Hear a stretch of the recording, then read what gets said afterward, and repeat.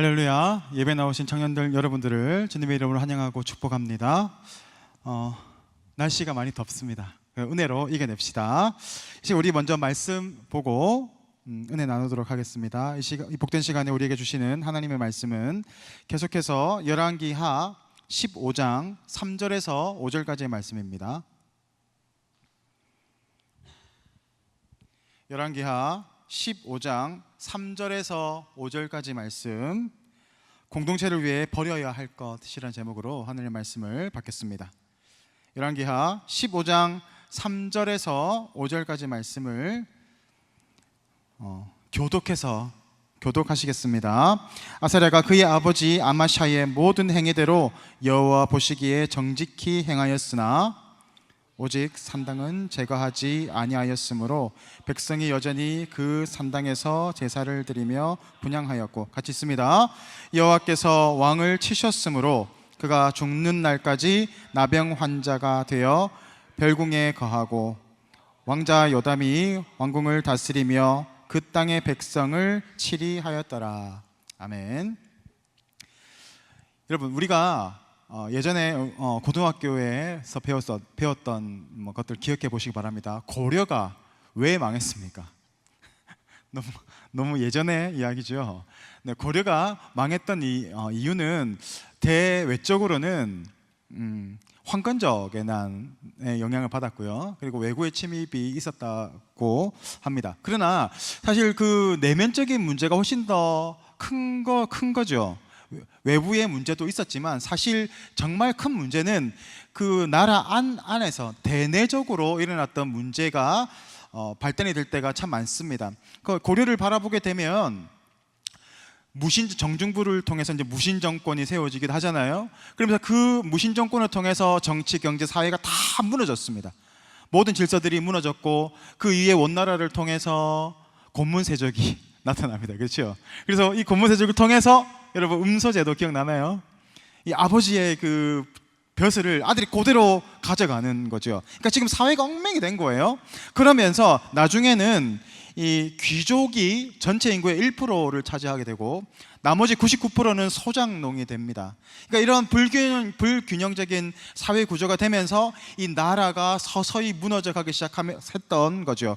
그러니까 결정적인 고려의 멸망의 원인은 이 내부의 문제 안에 있었다라는 것입니다.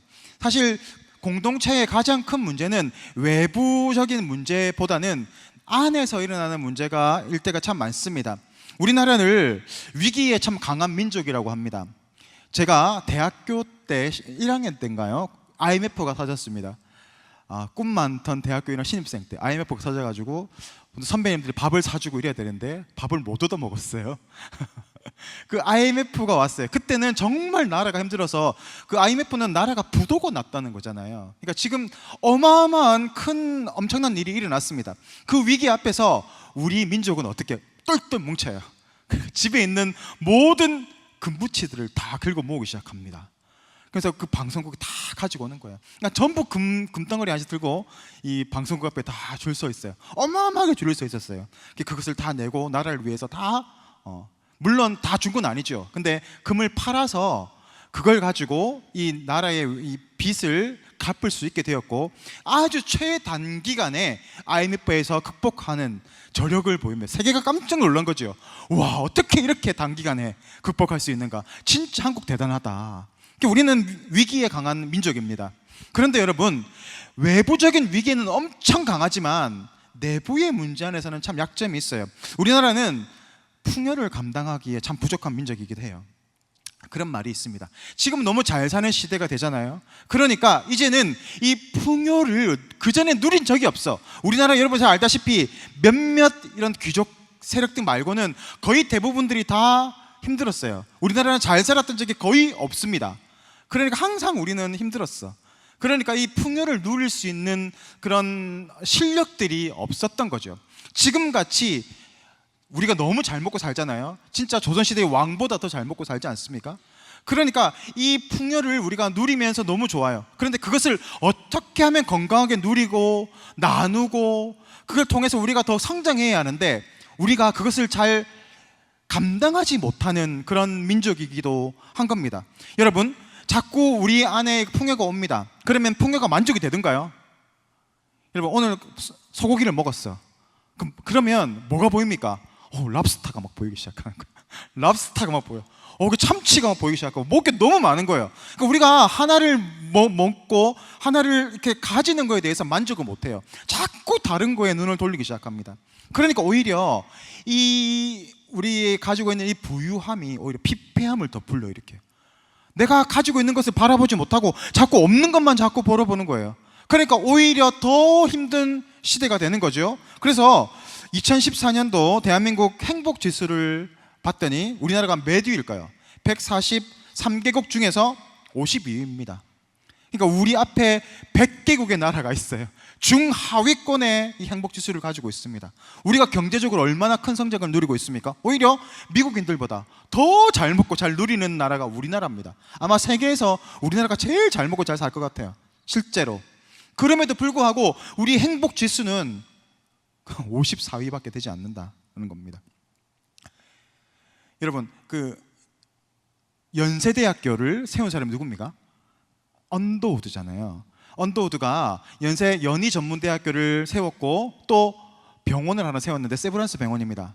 이게 세브란스 병원이 지금 언더우드를 통해서 세워졌고 지금까지 우리나라의 최고의 병원 중에 하나가 되잖아요. 그래서 어느 날은 이 병원 관계자가 후원자 명단을 이렇게 보고 있었대요. 누가 후원을 잘 하고 했나 봤더니 초창기부터 후원했던 사람들이 있는데 그 가정이 아직까지도 후원을 하고 있더라는 겁니다. 그래서 이 가정이 누구인가를 봤더니 이 가정은 놀랍게도 언더우드의 가문이었어요. 그러니까 지금 100년이 훨씬 넘잖아요. 이 언더우드의 가문이 지금까지도 계속해서 후원하고 이 나라를 위해서 기도하고 있었다는 겁니다. 그러니까 이 사람은 놀란 거예요. 이제는 우리가 자립할 수 있는 그런 실력이 되었는데도 그러니까 그냥 계속 흘려보내는 거예요. 그래서 이 사람 너무 감동한 거예요. 언더우드 가문의 관계자를 불렀어요. 이 우리나라에 오셔서 한번 이렇게 저희가 한번 감사의 시상을 좀 했으면 좋겠다라고 초청을 했는데 거부합니다. 우리는 가지 않겠습니다. 그냥 계속 후원하겠습니다라고 이야기한 거죠. 이게 실력이에요. 내가 풍요를 누릴 줄 아는 실력. 그게 바로 뭘까요? 흘려보내는 겁니다. 우리가 예수를 믿으면 복을 받아요. 그렇죠? 복을 받아서 우리나라가 이렇게 잘 살게 된 거 아니에요? 아무리 찾아봐도 다른 이유가 없어. 우리나라가 이렇게 잘 될 이유가 없어. 복음이 들어오고 나서 사람들이 변하기 시작하고 복음으로 살아내기 시작하니까 나라가 잘 살게 된 거잖아요. 5,000년 역사에 이렇게 잘 살던 적이 있나요? 없잖아요. 복음 때문에 저는 그렇다고 확신합니다.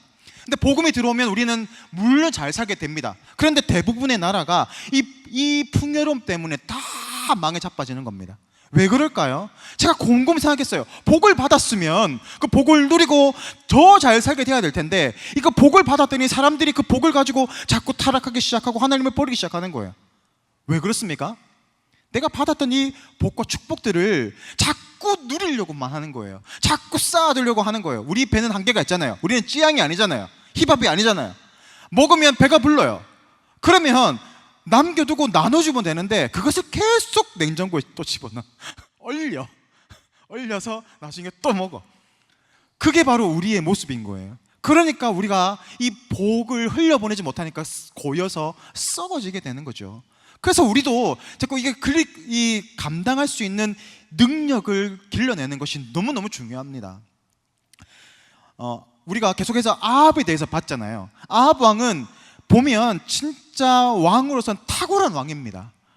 경제적으로도 정치적으로도 외교적으로도 아주 탁월한 업적을 많이 세운 왕이었지만 그의 시기를 바라보게 되면 그 이면에는 또 뭐가 있습니까?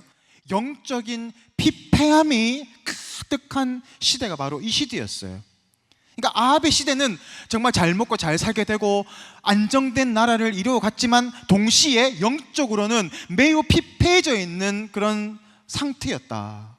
그게 바로 아합의 시대입니다. 여러분, 개구리를 가장 편안하게 죽일 수 있는 방법이 뭘까요? 다 아실 거예요, 그렇죠? 이 냄비 안에 개구리를 딱 넣어놓고 불을 아주 약불로 탁 킵니다.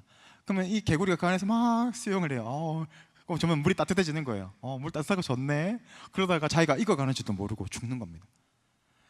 이 물질의 풍요함이라는 게 그렇습니다. 내가 잘 되고 내가 많은 것을 누리고 살아가게 되면 우리가 그 안에서 몰라, 내가 죽어가는지도 모르고 죽어가게 되는 겁니다. 마귀의 전략이 바로 이런 거예요. 가장 무서운 전략이에요. 차라리 이 믿음이 가장 강력했던 때는 언제인 줄 아세요? 너 예수 믿어? 잡아가지고 죽이는 시대, 그 시대가 가장 이 신앙이 가장 절정이고 가장 강력한 힘을 가졌습니다. 가장 힘이 없을 그 시대가 언제인 줄 아십니까? 지금 우리가 살고 있는 이런 시대예요. 잘 먹고 잘 살아가는 이런 시대, 이 시대가 너무너무 위험한 시대인 거예요. 왜 그렇습니까? 여러분, 교회 안 나와도 우리가 먹고 살만 하잖아요. 하나님 안 믿어도 먹고 사는데 아무 지장이 없지 않습니까? 그러니까 사람들이 교회에 나오지를 않아요. 하나님에 대한 신앙을 자꾸 버린대요. 얼마 전에 그 통계를 봤더니 나는 교회 안 나가도 된다, 그냥 온라인으로만 드려도 되고 그냥 뭐 가끔씩 가도 된다라고 생각하는 사람들의 전체 교회는 54%였습니다. 지금 시대가 완전히 변한 거예요. 이제는 예수가 필요 없는 시대, 돈이 있으면 되는 시대. 그래서 성경이 얘기하잖아요. 하나님과 돈이냐 하나님이냐, 둘 중에 하나를 택해야 되는 시대. 우리가 결단해야 됩니다. 내가 하나님의 백성이라면 내가 돈을 선택할 것인가, 물질을 선택할 것인가, 아니면 하나님과 그 복음을 선택할 것인가에 대한 결정이 필요한 시대입니다. 우리가 그런 시대에 살고 있어요. 남유다에서 가장 번영했던 시대를 꼽자면 단연코 누굽니까? 어느 시대입니까? 다윗의 시대 아니겠습니까? 다윗의 재산을 보면 제가 통계낸 걸 봤거든요. 그 당시에 빌 게이츠보다 많았어요.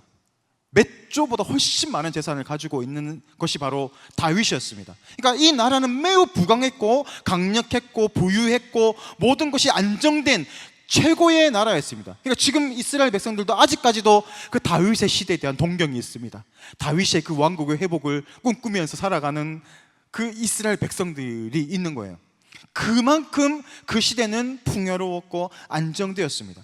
그런데 이 시대 역시 가장 신앙이 좋고 영적으로 가장 강력한 시대를 살았습니다. 어떻게 이렇게 살아갈 수 있을까요? 물질적으로도 풍요롭고 정치적으로도 안정되고 영향력을 끼치면서 동시에 하나님에 대한 신앙도 강력한 믿음을 가지고 있는 이 시대, 어떻게 이런 일들이 있을 수 있을까요? 우선순위의 문제입니다. 다윗은 그의 인생의 우선순위는 항상 하나님이었습니다. 자기가 돈이 많고 자기에게 유능한 부하들이 있고 강력한 군사력이 있고 했지만 그는 그것들을 바라보지 않았고 무엇보다도 꼭 하나님 앞에 먼저 엎드리는 사람이었습니다.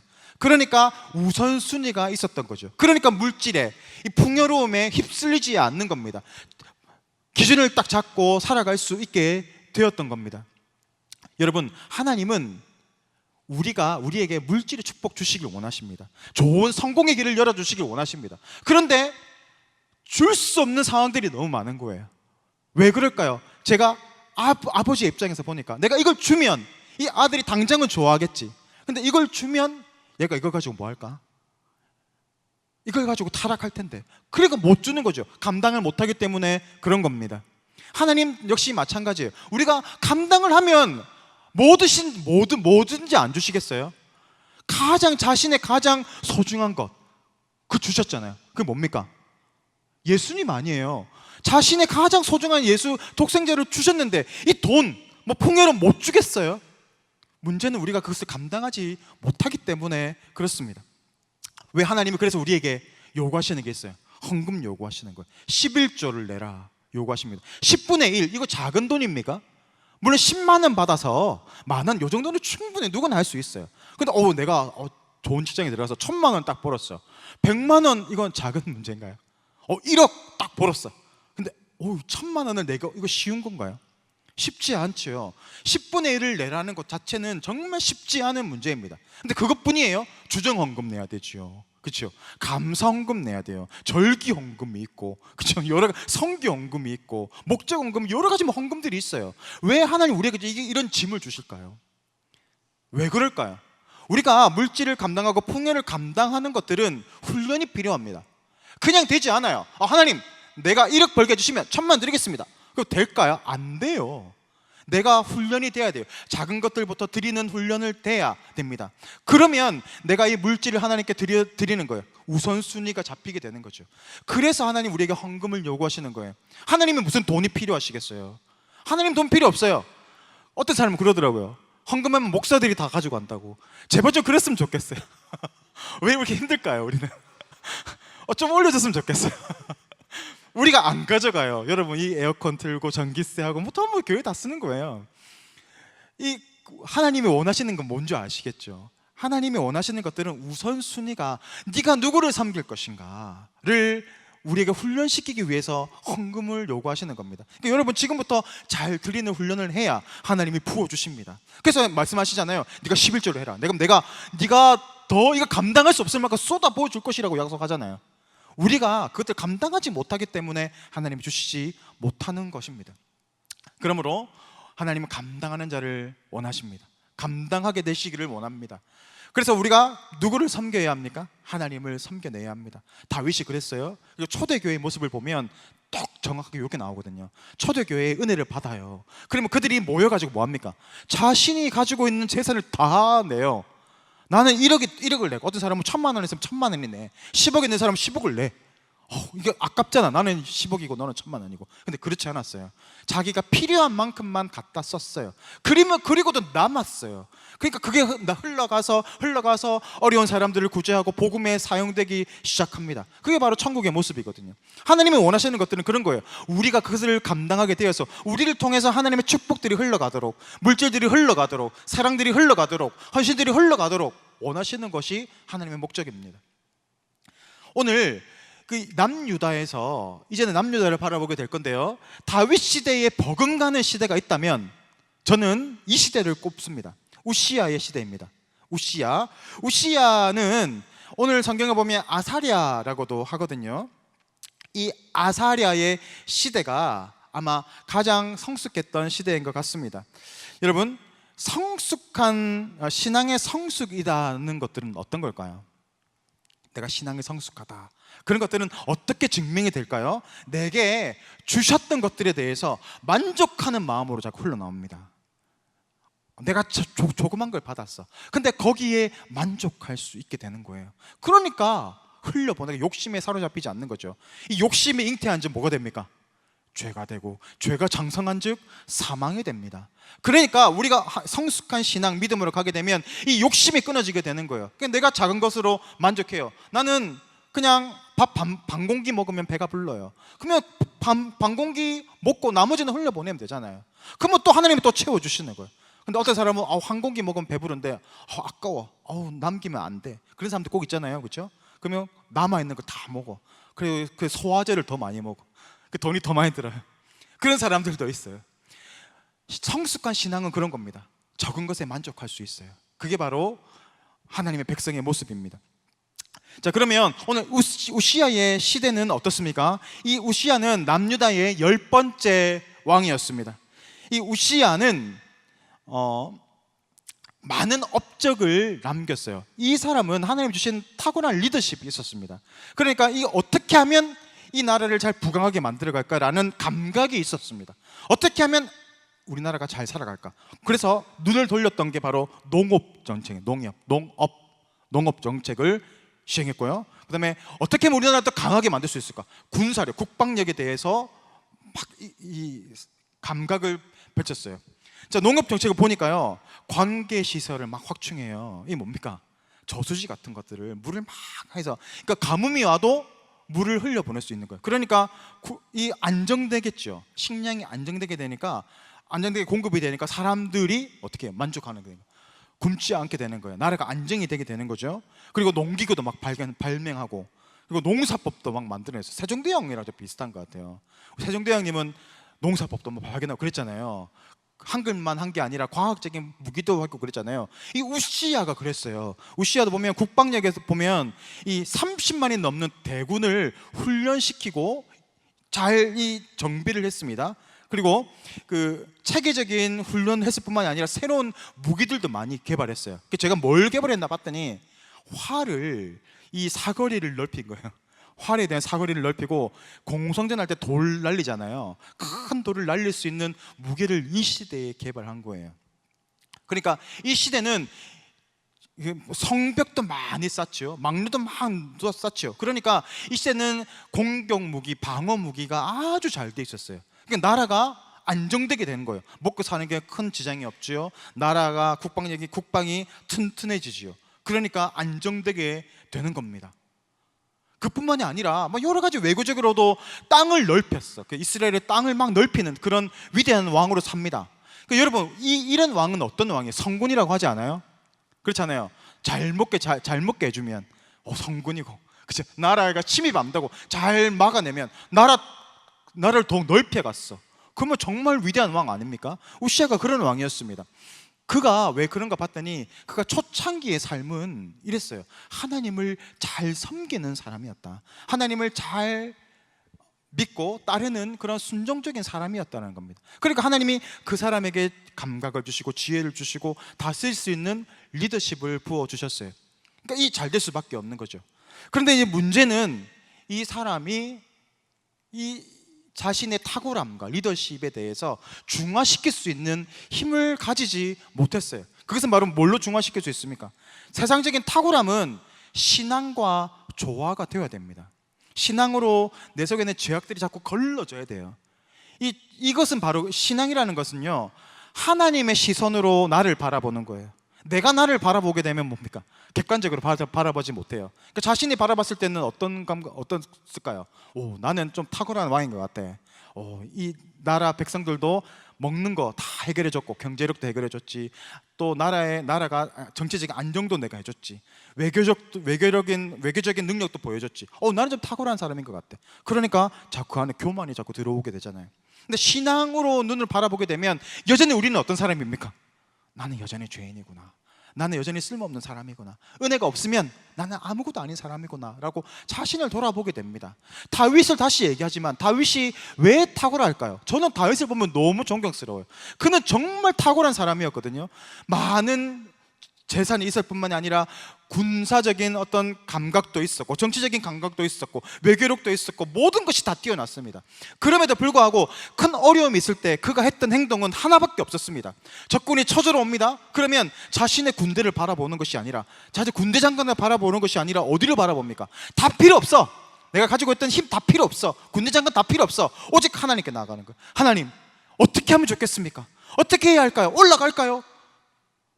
올라가라. 그럼 올라가는 거예요. 하나님 어떻게 할까요? 내려가라. 내려가는 거예요. 기다리라면 기다리는 거예요. 그게 다윗의 가장 탁월한 점입니다. 그거 정말 쉽지 않아요. 하나님의 그 뜻을 기다리고, 또 그 뜻에 말도 안 되는, 우리가 생각으로는 말도 안 되는 그런 명령 앞에 순종하고 나아가는 것들이 정말 쉽지 않아요. 근데 다윗은 이게 됐습니다. 자신의 탁월함과 이 신앙의 조화가 아주 믹스가 잘 됐어요. 그러니까 항상 겸손을 유지할 수 있었던 겁니다. 이 우시야, 아사랴는 자뻑에 자꾸 빠져요. 나는 대단한 인물인 것 같아. 나는 괜찮은 인물인 것 같아. 그러면 하나님을 바라보지 못하게 되고 자기 자신에게 집중하게 되다 보면 어떻게 됩니까? 악수를 두게 되는 거예요. 잘못된 방법으로 자꾸 자신을 증명하려고 합니다. 이제는 뭘 증명해야 돼요? 이제는 보세요. 경제력도 내가 증명했지, 정치력도 증명했지, 외교력도 증명했지. 이제는 이 이스라엘의 가장 중요한 부분이 뭡니까? 이 종교 영역에도 자신이 들어가고자 하는 겁니다. 거기에서 나의 탁월함을 자꾸 보여내려고 하는 겁니다. 증명해내려고 하는 겁니다. 그래서 어떤 실수를 저지릅니까? 자신이 실제로 성전에 들어가서 제사를 드리려고 하는 겁니다. 이 제사는 누가 드려야 하는 거예요? 제사장이 드려야 되는 겁니다. 하나님이 정해놓으신 거예요. 근데 자기는 나는 왕이니까 너희가 뭘 지금 나를 막아. 그러면서 자신이 직접 번제 제물을 들고 간 거예요. 제사장들이 말렸겠죠. 왕이시여, 그러면 안 됩니다. 이것은 하나님께서 정하신 법입니다. 그렇게 하면 큰일 납니다. 그래도 그는 듣지 않았습니다. 교만하면 사람들의 말이 들려지지 않아요. 이게 기가 막혀. 그러면 아무리 얘기를 해도 들리지 않아. 그러면 어떻게 되는 거예요? 그렇게 성소에 들어갔다가 하나님 저주를 받게 돼요.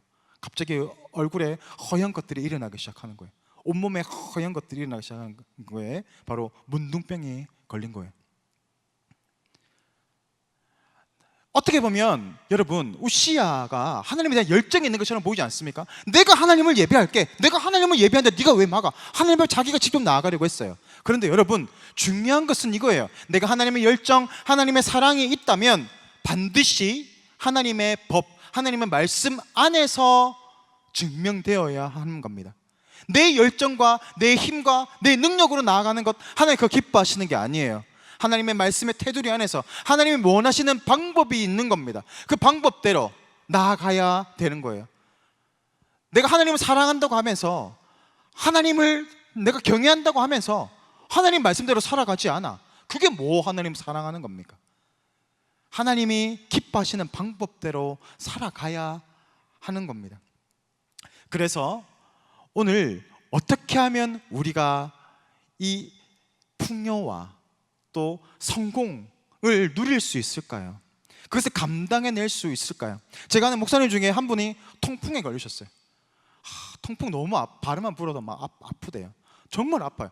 왜 이 통풍이 왜 걸리냐고 봤더니 고단백을 너무 많이 섭취해서 그랬대요. 혼자 맛있는 걸 많이 먹은 것 같아. 그럼 나눠주면 좋을 텐데. 여러분 고단백은 몸에 좋은 거잖아요, 그렇죠? 근데 고단백을 자꾸 흡수하면 내가 어느 순간 이상 감당이 안 될 때가 있는 거예요. 아무리 좋은 것도 자꾸 들어오게 되면 이게 감당이 안 돼서 그때는 요소가 쌓이기 시작하고 통풍이 오기 시작하는 겁니다. 김종국이 걸렸다면서요. 혼자 맨날 운동하고 살다가 좋은 거 먹고 살다가 걸리는 거예요. 그러니까 이거는 왜 그렇습니까? 나눠 먹어야 돼요, 여러분. 알겠어요? 나눠 먹어야 돼요. 항상 보면 청년들 보면 혼자 커피 막 들고 와. 목사님 생각 한 명도 한 사람이 없어. 목사님 하나 드세요. 한 사람이 아무도 없어. 너무 섭섭해. 네, 여러분도 맛있는 거 사줬잖아. 여러분 왜 안 사주냐고. 농담이고요. 여러분 우리가 뭔가 누리면 자꾸 나누고 싶지 않아요? 그렇죠? 자꾸 나눠야 돼요. 그러면 그게 내 실력이 되는 거예요. 자꾸 나누다 보면 사라집니까? 여러분 그 노래 알아요? 이상하다 동전 한 입 움켜잡으면 없어지고 쓰고 빌려주면 풍성해져 땅 위에 가득 차네. 오! 이거 있어요. 자꾸 내가 받아서 나누면 하나님 자꾸 채워주신다니까요. 근데 그걸 못해. 감당을 못하는 거죠. 하나님은 감당하는 사람에게 많은 것을 채워주십니다. 그럼 어떻게 하면 우리가 감당할 수 있나? 겸손의 자리로 나아가야 돼요. 나보다 남을 더 낮게 여기고 하나님 앞에서 나를 낮추어 가는 것. 내가 뭔가 대단한 일을 했더라도 그 모든 것은 하나님께서 하신 것입니다 라고 겸손히 낮추어야 합니다. 여러분 겸손이 어떤 겁니까? 성주자매 잘했어요 이렇게 하면 아니에요, 이게 겸손이에요? 이거는 세상이 말하는 겸손. 하나님이 말하는 겸손은 그거 아니에요.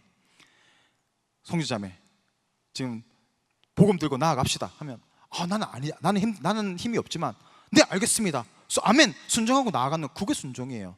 그러니까 어떻게 보면 세상의 겸손과 하나님이 말하는 겸손은 완전히 다릅니다. 나는 힘이 없지만 하나님이 명하시면 내가 능력 주시는 자 안에서 내가 모든 것을 할 수 있습니다. 그게 겸손입니다. 그게 나를 낮추는 거예요. 하나님에게 우리에게 맡겨주신 사명들이 있고 사역의 자리들이 있습니다. 나는 부족하지만 하나님께서 맡겨주신다면 내가 순종하고 나아가겠습니다. 하나님께서 책임져 주십시오. 그게 순종입니다. 그렇게 나아가는 우리 진솔 청년들 되기를 원합니다. 어떤 분들은 청년들 얘기하다 보면 아주 큰 이상을 가지고 있는 청년들이 있어요. 저는 정말 놀라운 위대한 일을 하고 싶어요, 그런 일들을 행하고 싶습니다 하는 청년들이 있어요. 근데 그런 청년들에게 겸손하라고 그러면 너무 힘들어해. 힘들어요. 자꾸 나를 낮춰야 돼. 힘들어요. 근데 여러분 뛰는 사람 위에 뭐가 있습니까? 뛰는 사람 위에 많은 사람이 있어요. 막 혼자 자기 힘으로 막 뛰어가는 사람이 있는 반면에 어떤 사람은 차 타고 슝 가는 사람들도 있고 어떤 사람은 비행기 타고 슝 날아가는 사람들도 있어요. 근데 진짜 빠른 사람은 누굴까요? 진짜 빠른 사람은 하나님의 손에 붙잡혀가는 사람이에요. 그 사람 스피드를 따라갈 수가 없어요. 문제는 내가 이 하나님의 속도를 못 맞춰. 하나님은 너무 광대하시고 너무 위대한 일을 해가시는데 내가 못 쫓아가겠어. 그게 문제인 거예요. 하나님은 그러신 분이에요. 내가 감당하게 되고 준비만 되면 내가 생각하는 것보다 더 위대한 일들을 행하여 가시는 그런 놀라운 능력을 가지신 분입니다. 그러니까 자꾸 이 약삭 빠른 사람들이 있어. 자꾸 내가 어떻게 하면 내가 더 잘 살고 더 많이 누리고 남들보다 더 뛰어난 자리에 앉아갈까, 거기에 초점 두고 가는 사람들은 어느 정도 가다가 다 꼬꾸라집니다. 근데 하나님의 백성은 어떻게 살아가요? 끝까지 하나님의 손에 붙잡혀 가는 거예요. 하나님의 뜻대로 살아가고 겸손히 자신을 낮추는 겁니다. 그러면 하나님은 그런 사람을 통해서 위대한 일들을 만들어 가시는 줄 믿습니다. 우리 진솔 청년들이 그런 겸손한 은혜 가운데 나아가기를 축복합니다. 그렇게 하나님의 손에 붙잡혀서 내가 생각하는 것보다 더 위대한 인생으로 살아가시는, 위대한 인생으로 살아가시는 우리 진솔 청년들 되시기를 주님의 이름으로 축복합니다. 이 시간 다 같이 기도하겠습니다.